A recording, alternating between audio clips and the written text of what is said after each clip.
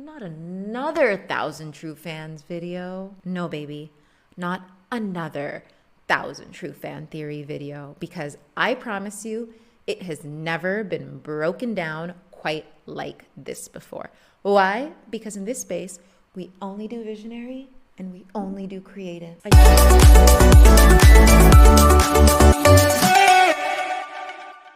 just realized how intense of a bar that is to set for myself. In today's video, we'll dive into sustainability as an artist, creator, or entrepreneur, and the importance of having true fans, especially in today's marketplace.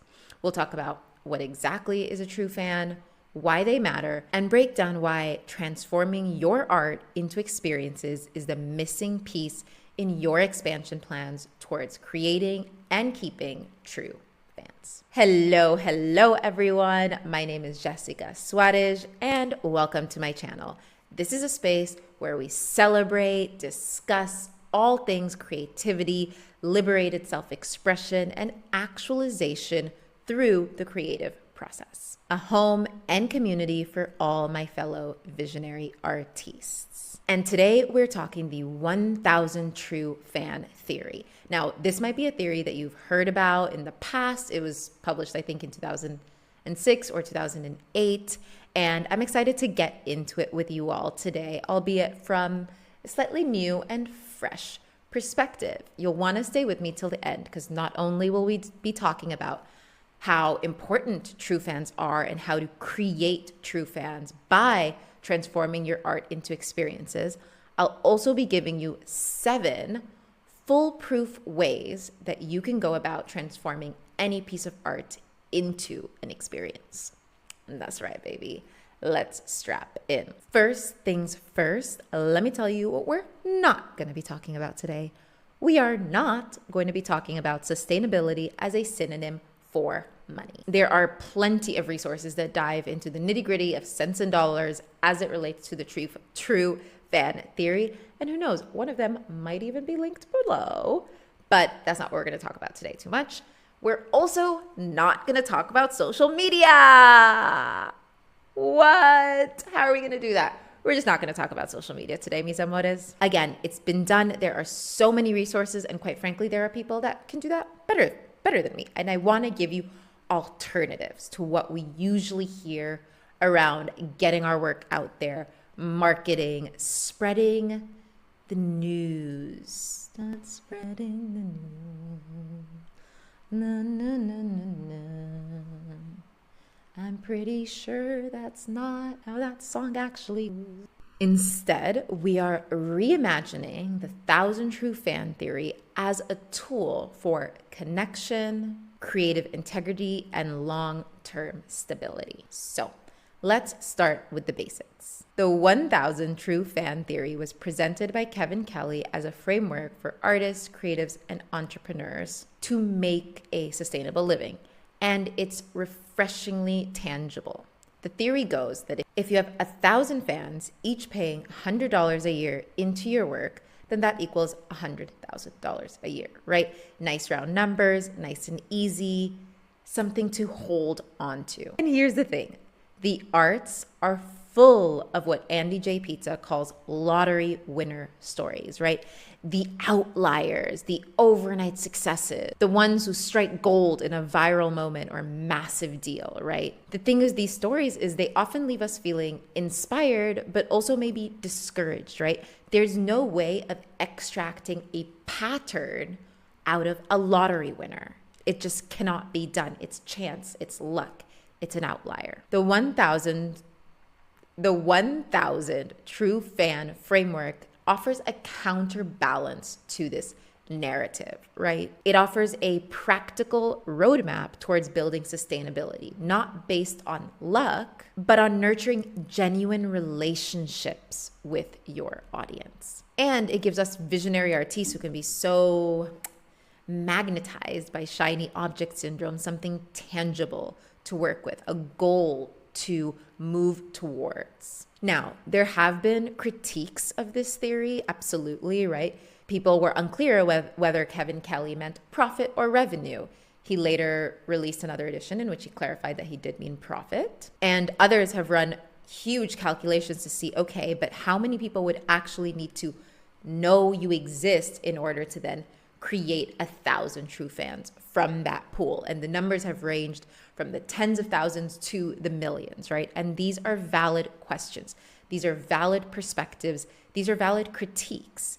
And at the same time, what I want you to remember is that this framework is not a rigid rule book, right? It is a tool, something being offered to you for you then to take creative license with and adapt to best suit your needs.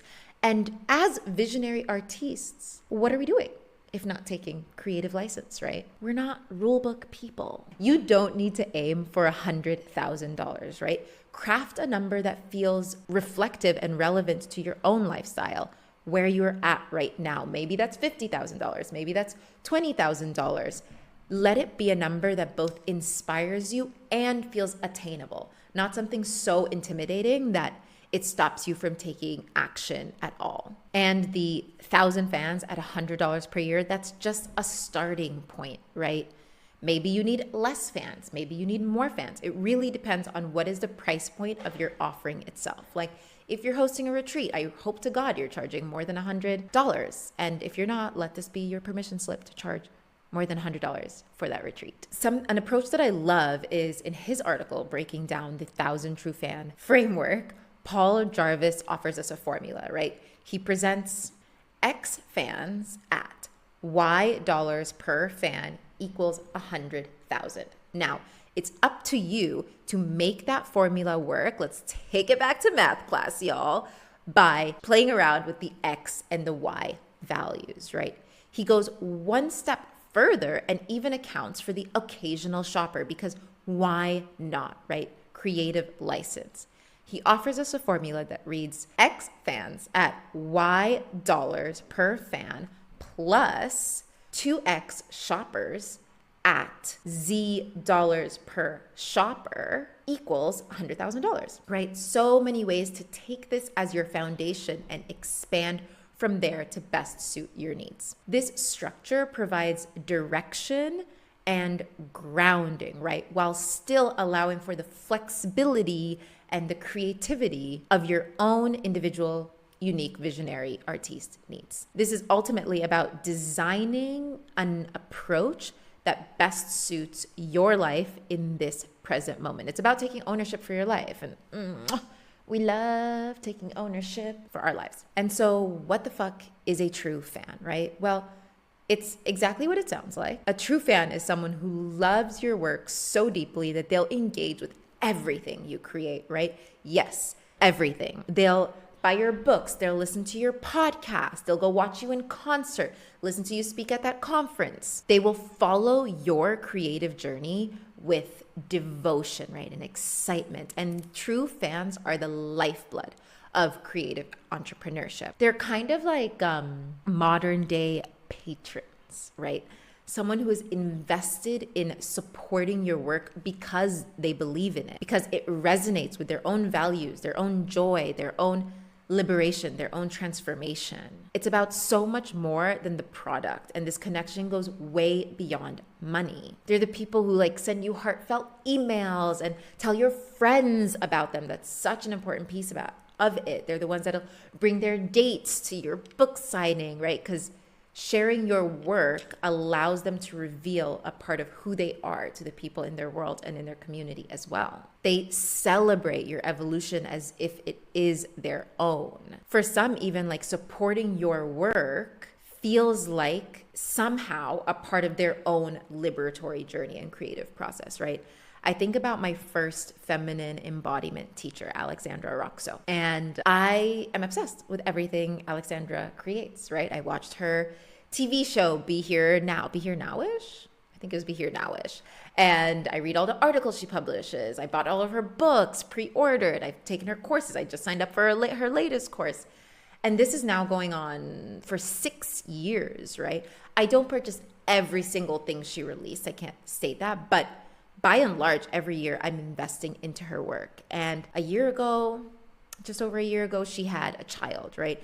And her content has really shifted form into what is it to be a mother and the mother's relationship to sensuality and creating as a mother. And at this point in my life, I don't actually have any dreams or desires to be a mom, but you bet your ass I still love her work, right? Like I'm there celebrating it. I love that she's showcasing this for moms, even if that doesn't apply for me. I still believe in what she is creating because I am a true fan. And so one of the reasons why Kevin Kelly did create this framework was to provide a roadmap to sustainability for artists, right? In careers that are often so fraught with being undervalued, with uncertainty, with instability, something that clearly outlines how you can get there, there's a relief in that. And it's very important.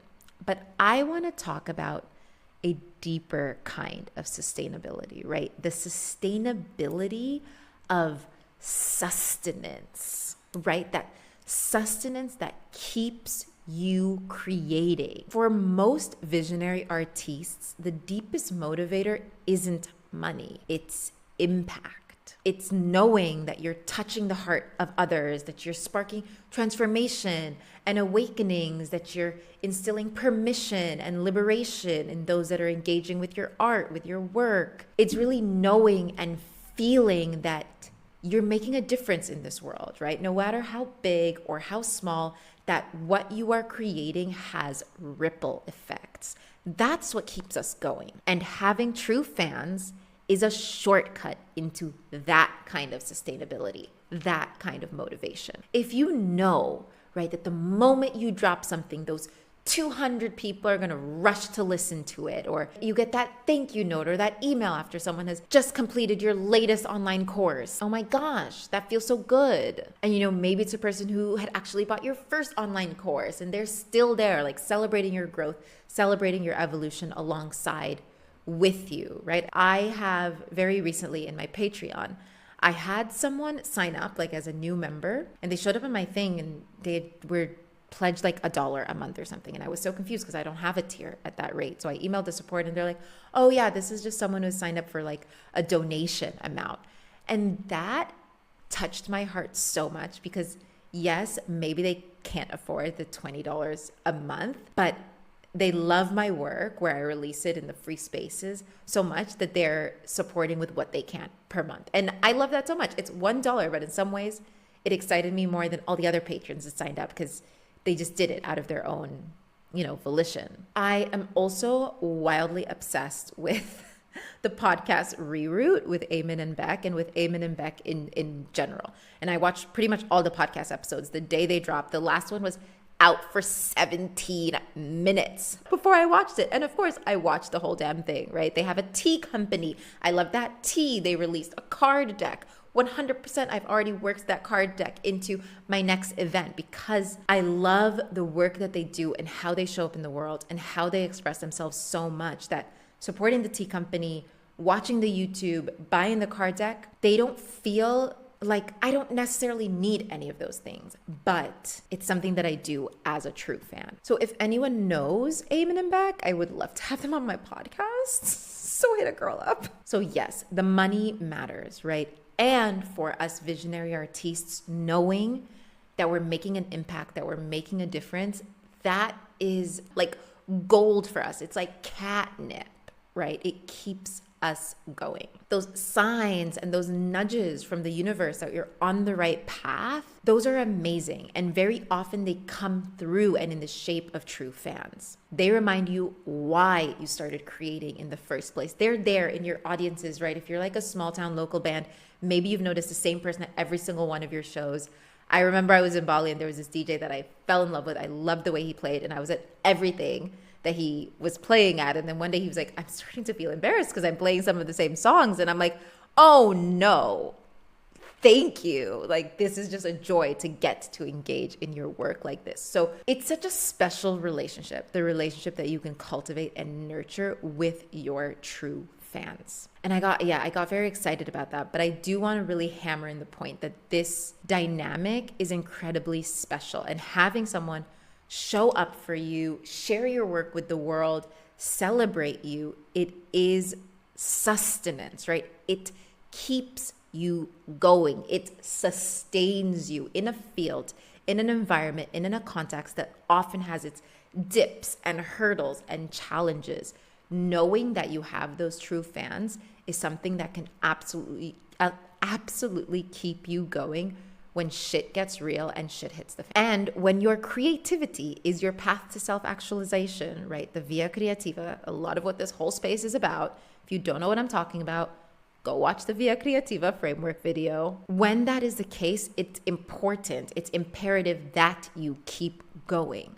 So having those true fans allows you to keep going, allows you to continue pursuing your Via Creativa path. So I say all of this, and I also want to say that creating 1,000 true fans isn't necessarily easy. We're still working with this 1,000 number, again, creative license. But what it does, it allows you to focus and direct your energy and your efforts, which is like amazing for those of us with big, wild imaginations. Jessica Abel, of course, another genius Jessica, has an incredible article critiquing and kind of looking at all of the cracks in this 1,000 true fan framework. And it's great. I highly recommend going to read it. I think it's important to expose yourself to all the different perspectives. In fact, the article is linked below. And in this article, she highlights something very key, right? If all your true fans have already bought all the tangible products available to them, then there is indeed a limit to what they can spend. So of course, then you're forced to go out and find new true fans because there's a limit. They've already bought all your books, they've already bought all your tarot card decks, they've already bought all your albums, they've already bought all your erotic immersive journeys. Okay, there's nothing left for them to buy. But there is so much more for them to experience. Designing experiences is an incredible art form in and of itself, and transforming your art into experiences is the most potent way not only to build, but also maintain and nurture those true fans. So first, how do we define experience?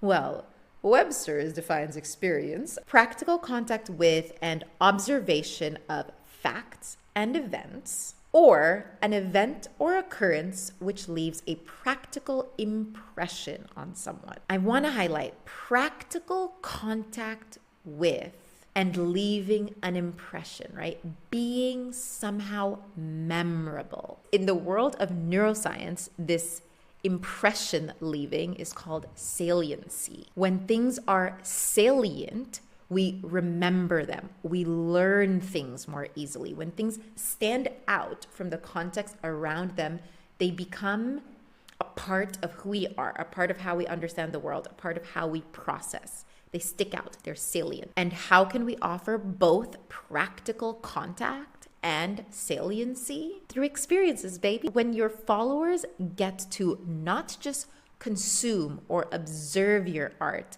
but experience it, they are fast-tracked to becoming a true fan. Let's talk elevating your art into an experience. What do I mean when I say this? I mean allowing your art to expand into something that your followers can have direct contact with in a memorable way, creating an experience around it. It's about moving beyond just passive consumption, right? Which is such a thing in our day and age. It's about creating something, offering something that they can engage with, grapple with, that they can breathe, taste, smell, feel, something that they can become a part of.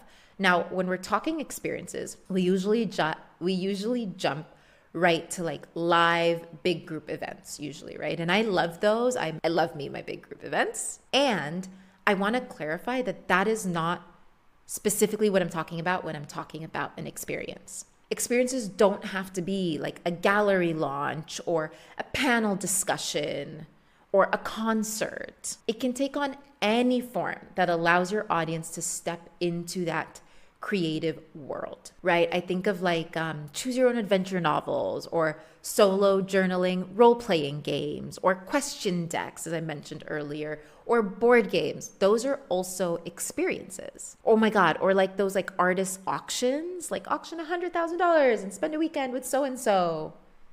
And I feel like that was such a thing for a while. No? Am I making this up?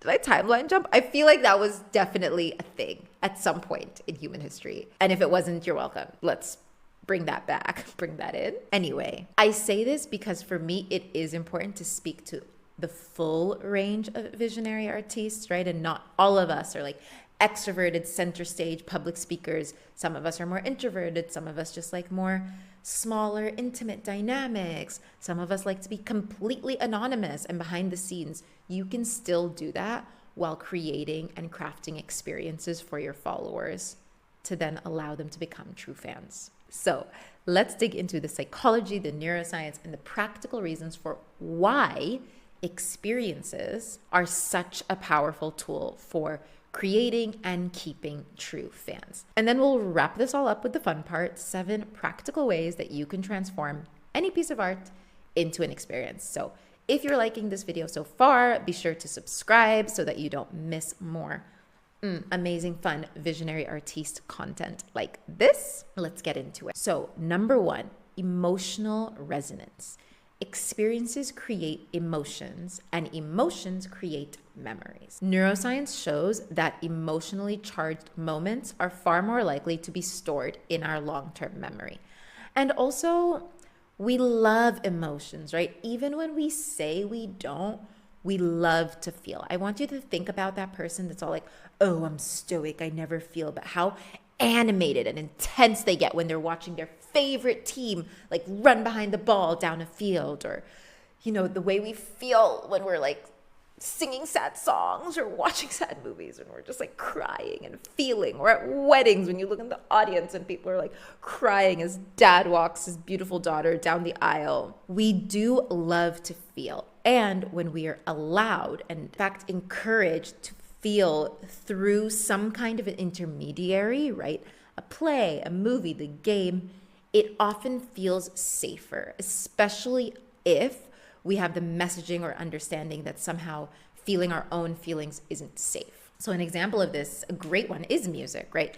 It is amazing to listen to our favorite album at home, in our living room, but man, oh man, you go to the concert and it's that live performance and you're just like, wow, I am taken by this music. You're crying, right? You will remember that moment forever.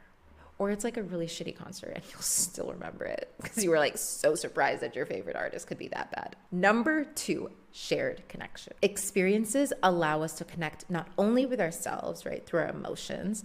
They allow us to connect with the performer, with the art, with the giver. They also allow us to connect with one another. Experiencing something alongside others often makes us feel more connected to them, right? And when we go through an experience all together, it creates that sense of us all being a part of something larger, a part of something greater.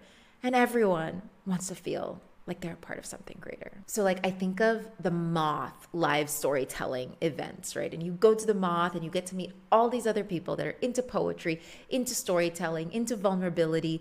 And it's like immediately in that space, there's this sense of, okay, we see each other. We see an aspect of one another. We're here together. We're in this together. And it's amazing. Number 3 is active engagement, right? When you create an experience, you give your followers, your fans, an opportunity to engage with the work, to become a part of their world, right? This gives them a sense of ownership, a sense of involvement with the work itself. And it deepens their loyalty, right? Again, I think of solo journaling, role-playing games. And if you know nothing about these yet, I'm sure there will be an episode coming soon. But it turns your readers from just a passive reader into an active storyteller as well. And like weirdly, I also think of profit share structure companies where it's like giving your employees a stake in the company itself, and the returns makes them more loyal because it's like, okay, I am also a part of this? Is there like a little pride in there? I don't know, but it happens. Number 4 is co-regulation, right? And this is one of my favorite ones, because in live experiences, something magical happens, right? In these audiences, often of hundreds of thousands, studies show that very often, whether it's a play or a concert or even a lecture, people's heartbeats and emotions synchronize. We experience what is called in neuroscience co-regulation. And co-regulation is like, again, yummy catnip for our nervous systems. This is why engaging in arts and arts experiences are often some of the best ways to tune our nervous system. And this is one of my favorite, like, again, concert example. You're at a concert and your favorite performer is on stage, and then they like do the lowering of the volume stuff, and everyone who's there just like belts out the same lyrics. And you look at that stranger and you're like, yes, we are one in this moment, right? Like if you hug them, you would probably feel your heart's beating at the same rate. You are like one organism. And I believe that ultimately that is why co-regulation is so powerful for us humans, is because in so many ways we are always seeking that transcendence of the separation into union. But we're not going to get into the deep spiritual in this episode. What is there? And number 5 is identity and self-expression, right? Art offers this beautiful shorthand for someone to understand themselves, to understand what they stand for, to understand their emotional lifetime, and to their emotional landscape, and to also express that with another, right? When someone says, oh, I'm a Miyazaki fan, okay, like that says something. I'm like, in a weird way, I understand you a little more deeply, because trying to rely solely on direct, specific language to explain the fullness and the depths of who we are isn't always possible, right? Or there's so much space for misunderstanding and that feeling of like, you don't really get me, you don't really see me.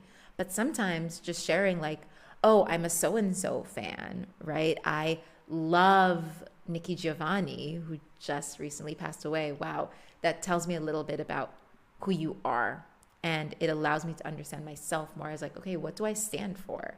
Who am I in this present moment? And bringing that all into experiences, allowing someone to understand themselves in their way through an experience, makes that connection and that expression infinitely more powerful, right? I think about even events themselves. I'm a burner, right? That says something. I'm a burner. I go to Burning Man. For some people, they're like, oh gosh, I'm going to walk the other way. And for some people, they're like, yes, I only want to live with burners. One of my friends listed that on her apartment posting. Associating yourself with that experience, with that moment, often translates some of what maybe would be harder to translate otherwise. And so these are just some of the reasons why experiences work and why they're so powerful at creating and maintaining those true fans. Whew! Okay, so this is me giving you all of the context, right? All of the reasons. I hope you're with me now. I hope you're just like, yes, okay. Experiences, direct vehicle for true fandom. I'm ready, Jess. Let's go. Because now we're getting into my favorite piece of it all. How do we actually turn art into experiences? Whether you're working with physical creations, digital products, performances, sometimes it takes as little as adding one of these little elements to elevate your art, to expand your art from art into experience, and to gain those devoted, delicious, true fans along the way. Number 1, make it interactive. Make it so that your audience can become a part of the art. This could be as simple as adding in journal prompts, right? You could include links to pre-recorded practices or meditations or like conversations that you recorded on site, on location, things that bring this world to life. You could release a map of all of the locations that you mention in your book, right? Or a map of all of the locations, all of the coffee shops where you wrote your book, if it's a world of fiction, right? You could offer fans an opportunity to ask you questions, to choose between two options for the next album cover. Bring them into the world. Number 2, make it playable. Biasly, my favorite, I think. Create opportunities for reflection, connection, or just pure fun by making a game out of your art. I think about Where Should We Begin, which is Esther Perel's question deck, which really came after the podcast of the same name. And by releasing this question deck, she expands the world of her podcast and makes it playable and makes it an experience, right? Maybe you're not being interviewed, but you can use these questions to experience what is it like to have these conversations with the people in my world. Could you create a fun scavenger hunt challenge around your candle launch, right? Make it fun, bring on the play. Number 3, take them behind the scenes, right? And this one is one that's fairly easy to do at a distance on social media, right? You can include virtual studio tours or just prop up your phone while you're recording, give them a little behind the scenes snapshot. You could bring fans into your creative process through workshops, right? You could release annotated drafts, photocopies of your journals while you were working on that big feature film that just crushed it at Toronto Film Festival. You could produce your own making of video a month, a year after the big shebang. I love Beyonce's documentary Homecoming as an example of this. It's amazing. It brings us so much into her creative process, the behind the scenes of what it took to bring an experience like her Coachella concert to life, so that even if you weren't at that concert, you get to experience that process and that creativity. And I remember watching that and being like, dear Lord, to see the amount of energy and artistry that she was putting into her work at that level already. She was picking the costumes down to the last buttons. She was there. She wasn't releasing all of these pieces to her team members, which she could have done, and I'm sure she did some of, but to see how involved she still was with her creative process, for me, felt like, wow, it was like a values alignment. I'm like, yes, I agree with that. It makes me more incited to support her work. Number 4, we've got another classic, make it personalized, right? I love this one. Offer fans a way to customize their experience of your art, right? Personalized prints, personalized poems. Maybe you do individual watercolors. I feel like aura photographs are kind of a version of this. I think of one of my favorite poets, Natalie James, and I love her writing. I love her work, and I got to meet her in person this summer in New York, and I was like, can you write a poem for my best friend? And she was super down. So I sent her my best friend's Instagram profile, some notes on my best friend. She asked me some questions, and it was like, I got to create this experience with her. And then she wrote this poem, and I got to give it to my best friend, and she got to receive the results of these experiences. And it was like an experience for all of us. And it was so memorable in that way. She has 100% created a diehard fan, right? I tell everyone, go get customized poetry from your favorite poems, from your favorite poets now. That was so inspiring. For me, a true fan was born. Higher end versions of this, you could do that artist auction that I mentioned before that I'm pretty sure is a thing. If it's not, it should be a thing. You could offer tailored, personalized retreats with you, opportunities to be in studio with you, to be on site visits with you. Make it personal. Number 5, make it layered. I love this one, and I feel like this is a great one if you don't necessarily want to be in those physical spaces with people all the time. This is about creating opportunities for fans to uncover hidden layers in your work. The most famous example of this are the Disney Easter eggs that they put in all the movies, and then someone goes back and they're like, once you see one, I have to go back to all the other movies and spot the Easter eggs. Characters from, oh my God, who is it? In Frozen, Tarzan's parents or something like that. The Disney Easter eggs are a great example of this. But you could do this, for example, you're hosting a big festival, and before the festival, is part of the marketing, part of the bringing the followers into that world, you release a multimedia project, and the piece of art connects to a Spotify playlist, connects to a written narrative, connects to like a choreographed dance lesson you receive, each piece created by one of the artists that's going to be showcasing at the festival, right? Building in the layers. Number 6 is engage all the senses. I say this one and I feel like all of my tantrics are like, yes, because that's how I would be. So this is all about engaging multiple senses to make the experience more immersive. I think of Brooke Solis, another also Australian poet that I love. And a few years ago, she released her Zodiaco collection. And it was like poems inspired by each sign of the zodiac. And with each book, you also received a link to a personalized Spotify playlist for that sign, right? It was beautiful. It was engaging multiple different senses. You could craft a signature scent with your best friend's candle company to give all the attendees of your retreat so that they could light after the fact, right? Sensory engagement, experiential elevation, and collaboration with your bestie. Win, win, win. And number 7, the classic, the go-to, bring them all together.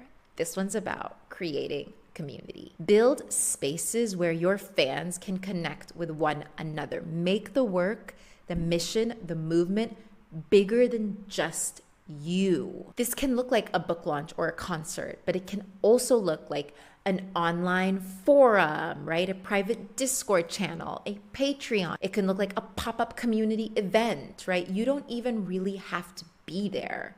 Eventually, you'll probably won't have to be there. I don't know. I would want to be there though. It's just about creating the opportunity and the space for like-hearted people to come together. 1,000 true fans to creative sustainability. The journey from follower to fan is one of connection, trust, and resonance. It's about creating work that speaks to the soul of your audience and then inviting them into an experience that goes beyond the art itself. Remember that true fans aren't just here for the finished product. They're here for the journey. They're here for the process. They're here for the ups and the downs. They're here to be a part of a movement, to feel like something greater, to gain a sense of purpose and connection. When you elevate your art into an experience, you're not just sharing what you've created, you're inviting fans into a world, into your heart in so many ways. You're giving them an opportunity not just to see your art, but to feel it, to live it, to breathe it, to become a part of it. And in a world that is craving and desperately needing connection, resonance, witnessing, community, you allowing your art to become experiences is such a potent way to not just gain those true fans, but to also make a difference in a meaningful way in the life of your fans. It can be such a beautifully, mutually reciprocal relationship. So here's the challenge. What is one way you can expand your art into an experience this month? Let me know in the comments below.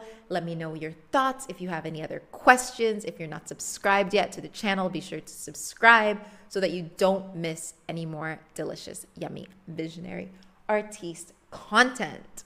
That is it for today, babies. Go spend 15 minutes on your art.